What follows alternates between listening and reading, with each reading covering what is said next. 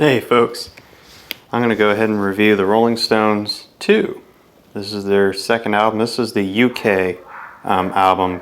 I'm only going to follow their UK discography because I don't want to get mixed up with the American discography because, I might probably, it's just so confusing, you know what I mean? Because, they've recorded a lot of different songs and they went back and forth. But it's got the back cover here with the multiple covers or whatever, different. And it was photographed by David Bailey. And this is what the American, North American cover for the second Rolling Stones album. And this is 12 by 5. So as you can tell, they're very similar, the covers. And of course on the back, it's different, with this time with all the guys, so the separate, and again done by David Bailey, the front cover. So yeah, it's confusing to really think about it, because I think it'd be quite easier to follow their UK discography more than the United States because I don't want to have to do separate. But I'll just go ahead and talk about 12 by 5 for a little bit. Not review it, but just kind of go over what happened, what happened in the studio, when it was released, and all that. Well, it went to number 3, went gold. Of course, it was on London Records. It was released October the 17th of 1964, right around the time that they had appeared on the Ed Sullivan Show to do, Time's on My Side, Not Fade Away. And Around and Around, because Around and Around is on this, is on 12 by 5. It was recorded Chess Studios in Chicago, Regent Sound Studios in London, and then RCA Studios in Los Angeles. Multiple recording dates going back to February the 25th, May the 12th, June the 24th, and the 26th. And then they kind of had a gap there until September the 2nd, 28th, 24th, or 28th and 29th of that same year. So yeah, then there's 2 different versions of Time's on My Side. The 12 by 5 version, the United States version, was recorded in Regent Studios, and I think it was recorded in June of '64. It has the organ intro, like that slow organ intro that comes in. And then the second album, Rolling Stones 2, was recorded in Chicago, late '64, and it has like the guitar solo that kind of comes in that crunchy, that kind of follows up with the organ. This went to number 6, so this was kind of like one of their first outbreak hits here. So just to go over the track listing for the American release, Around and Around, the Chuck Berry song, Confessing the Blues, Empty Heart, Time's on My Side, written by Norman Mead. And then we get a little bit of Jagger and Richards songs popping up here and there, just a little bit, with Good Times, Bad Times. It's All Over Now, written by Bobby and Shirley Womack. I think Shirley is Bobby's sister, pretty sure.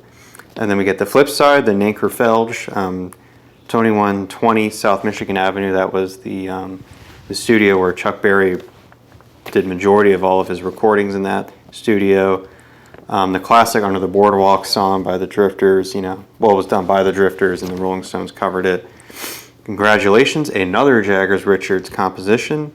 Growing Up Wrong, again, that's another one from them.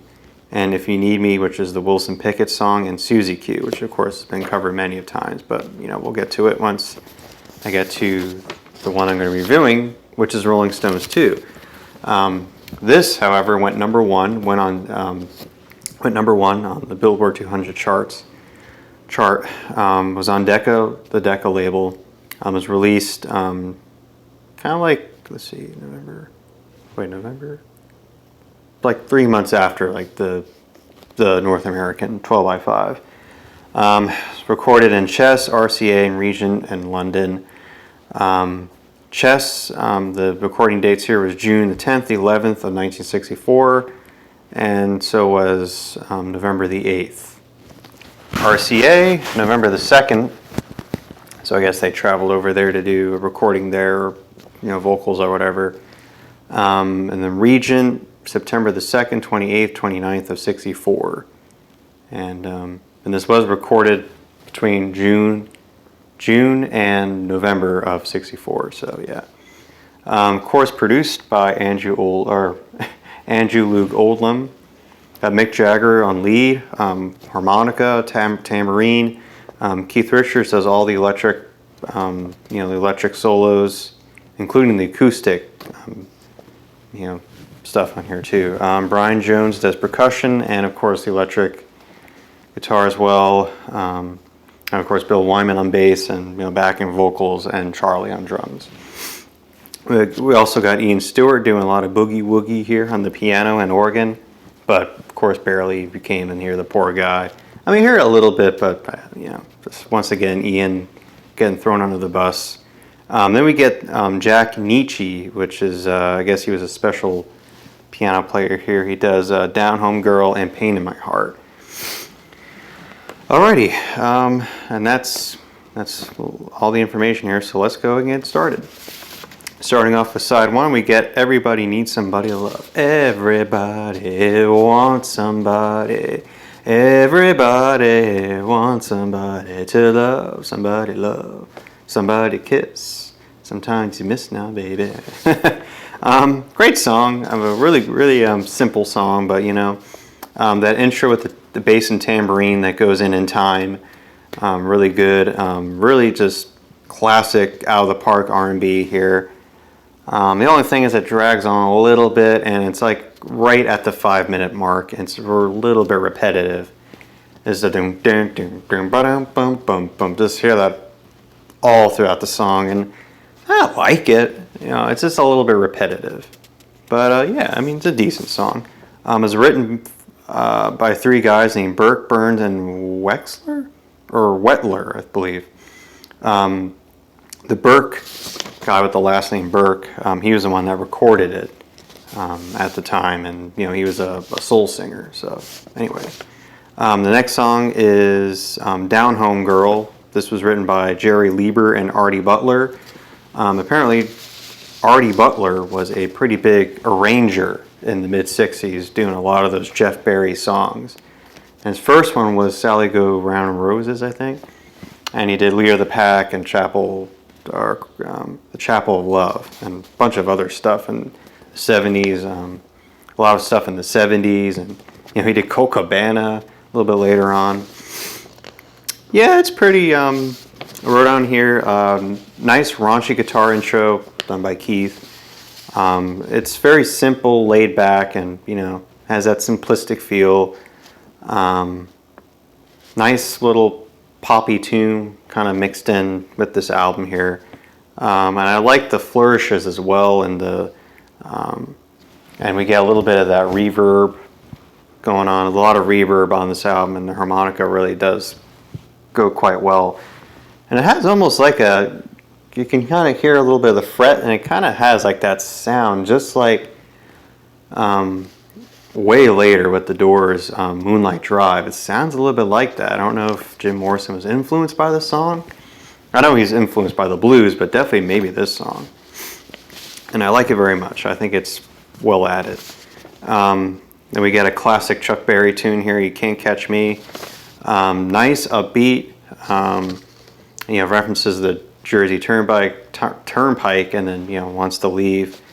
And of course the classic, and of course one of the most biggest exploding things ever that really in music history is when the Beatles took that lyric, Here Come Old Flap Top, of course, the opening track to Abbey Road, And yeah, I mean, it's nice, keeps it nice, and I like that chirping guitar too as well by Keith. Good. And then we get the classic Time Is On My Side. This is, of course, the guitar solo, the guitar intro. I really like the, we're on track 4, sorry. Really nice church organ. Definitely throughout, Ian Stewart does really, really well. You can definitely hear him for sure. And then go ahead, go ahead, go ahead and break my heart. Like it's, man, Mick, he just really pours his heart out in this song. I just really love the Charlie, just simple, just definitely great. And of course, this was a big hit for them. One of their first hits went to number 6. And yeah, it was written by Norman Mead.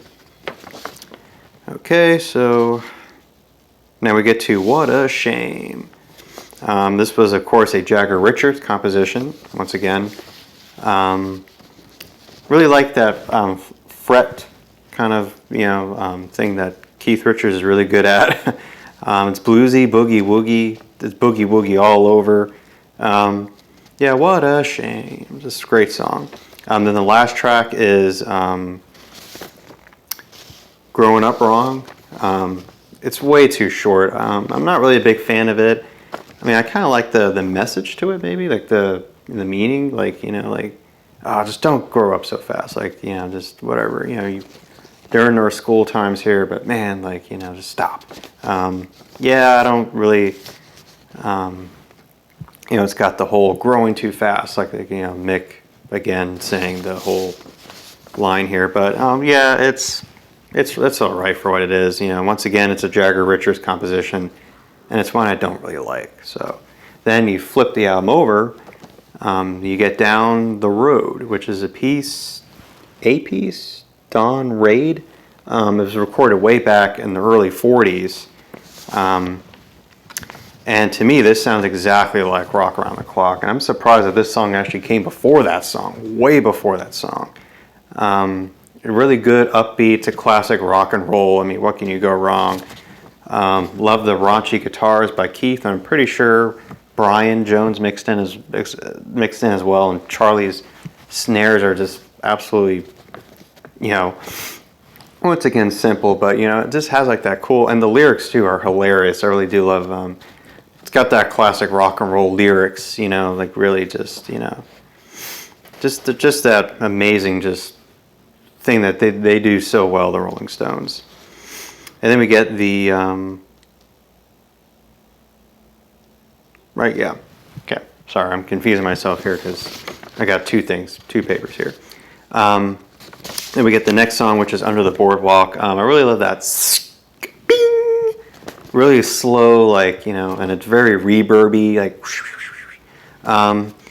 this is not one of their greatest tracks, not one of their greatest covers either.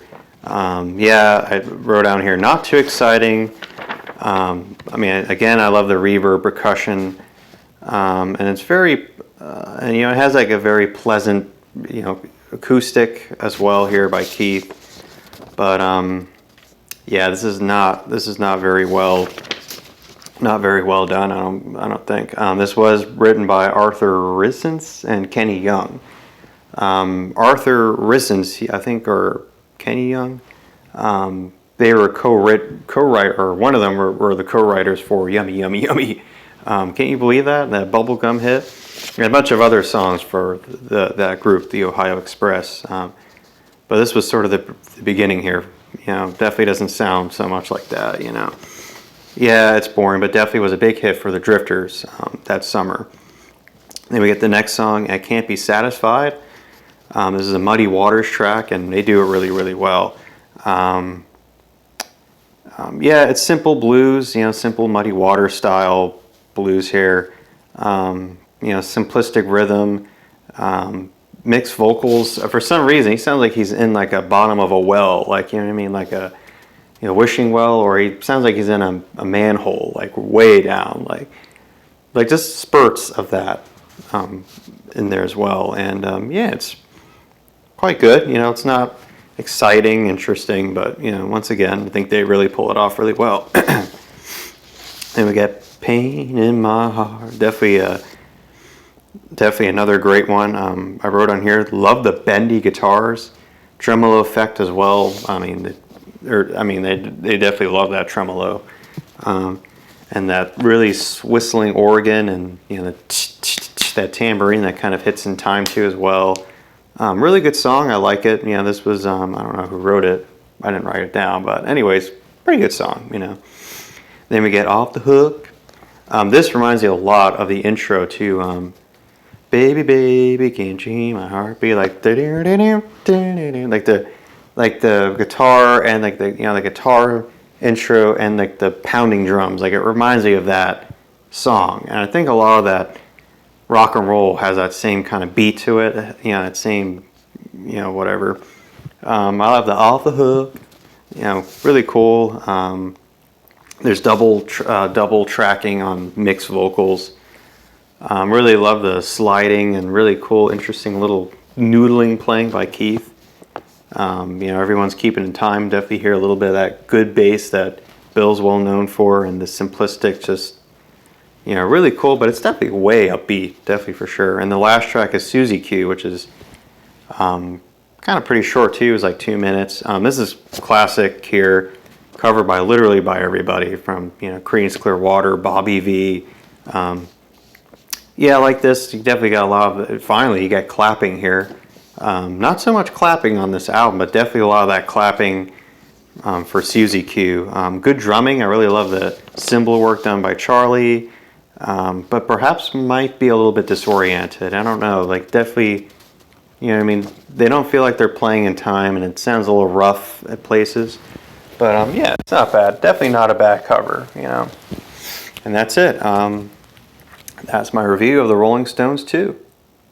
Not bad of an album. I definitely like this, for sure. I might want to go back to listen to 12 by 5 because I know some of the songs, there's so many different other songs on there.